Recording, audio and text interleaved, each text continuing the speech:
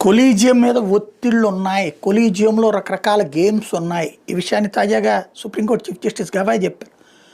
ఆయనకి ప్రమోషన్కి సంబంధించి కూడా అప్పట్లో కొలీజియంలో ఒక జడ్జి అడ్డుపడ్డారు అన్నటువంటి విషయాన్ని స్పష్టంగా చెప్పారు. అయితే ఆ జడ్జి పేరు చెప్పడానికి నిరాకరించారు. అంటే కొలీజియంలో తేడాలు ఉన్నాయి. అసలు వాస్తవంగా రాజ్యాంగేతర శక్తిగా కొలీజియం ఉండడమే తప్పు.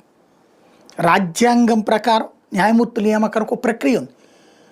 రాజ్యాంగంలో ఏదైనా సరే మౌలిక స్వరూపం మార్చకూడదు అన్నటువంటిది ఏ కోర్టులు తీర్పులు ఇచ్చినాయి. కొలీజియం అనేది మౌలిక స్వరూపమే మార్చేసింది కదా, రాజ్యాంగం మౌలిక స్వరూపమే.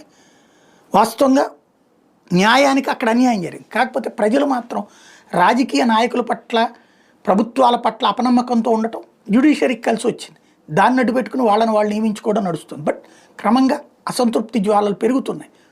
ఇప్పుడు అందుకని అన్ని వర్గాలు, ఇదివరకు ముస్లిం సామాజిక వర్గం వాళ్ళు తక్కువ ఉండేవాళ్ళు, మహిళలు తక్కువ ఉండేవాళ్ళు.